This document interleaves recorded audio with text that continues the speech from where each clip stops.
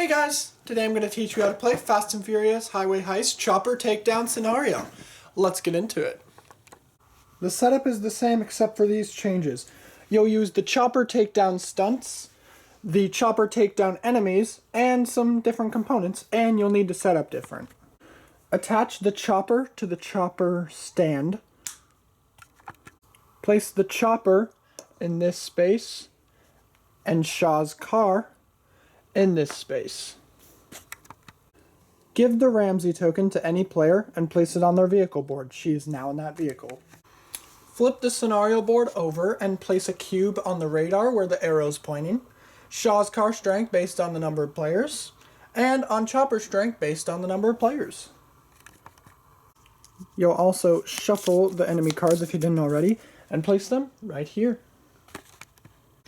The team wins if the chopper and Shaw's car are destroyed.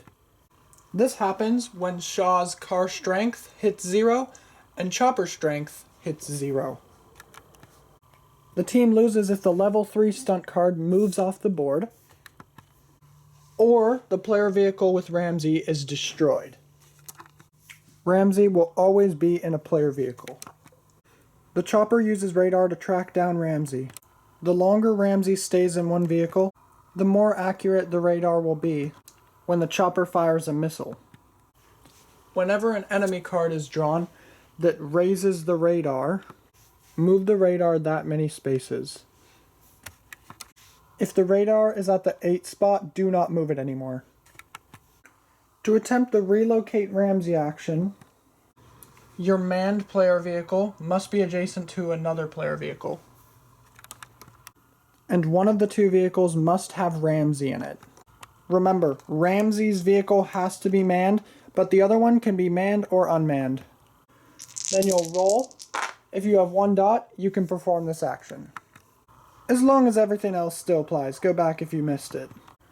If you can perform this action, move Ramsey to another player vehicle that is once again adjacent to yours. And reset the radar back to 2. The space on the bottom of the chopper stand shows where it's located. So right now, it's located right here. The chopper never affects any vehicles or wrecks. They can occupy the same space. The chopper's position is only used to determine adjacency and the distance from the chopper to wrecks to other vehicles. When you roll this on the enemy die, move it north 1 space. When you roll this on the enemy die, move it south 1 space. Unlike other enemy vehicles, the chopper can move east and west. When chopper moves is revealed on an enemy card, roll 3 effort dice. If the chopper is on the east side of the road, for every dot you roll, move it west that many spaces. So we rolled 2, so we'd move it 2 spaces. If the chopper is on the west side of the board, move it 1 space for each dot rolled, east this time. So we'd move it 2 spaces once again. If no dots are rolled, the chopper does not move. When chopper fires is revealed on an enemy card, the player vehicle with Ramsey takes damage equal to the number of hits on the radar. For this example, this player vehicle would take 2 damage. The main way to damage the chopper is to use wrecks as ramps to hit the chopper in midair. Players may use any wreck as a ramp to travel high in the air and forward spaces. It's also the main way to damage the chopper. To use a wreck as a ramp, you must begin on a space west of the wreck, and then move to it. Your movement immediately ends, and then you'll move up the wreck as a ramp and land in one of these 6 spaces. After using a wreck as a ramp, remove it. To attempt the mid-air ram action, you must drive off a wreck as a ramp and either hit the same space as the chopper or a space adjacent to it. In this example, the chopper is right here, and these other spaces are adjacent to it. This action is free. It does not count as one of your 2 actions. If you are successful, the chopper takes 1 damage. Lower the chopper strength by 1. If the chopper strength reaches 0, remove the chopper. When enemy SUV is rolled on the enemy die, resolve the enemy SUVs and Shaw's car. The only differences are he'll deal 4 damage instead of 3. And when Shaw slams into a player vehicle, if the active player vehicle is not there and there's 2 or more player vehicles, then the team chooses which one he slams into.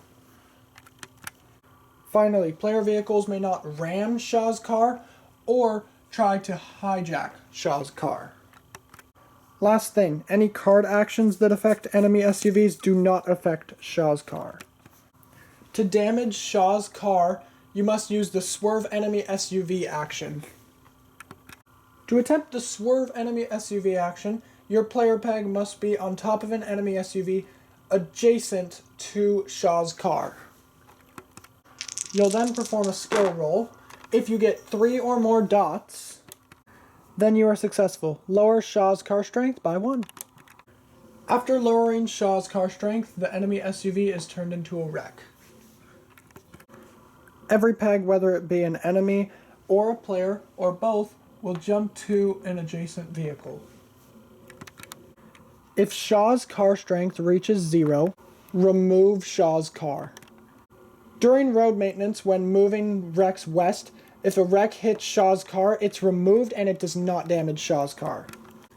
If you want to look, here's the tips and strategy, and the frequently asked questions if you don't have the instructions. And just for the heck of it, here's the frequently asked questions from the original game.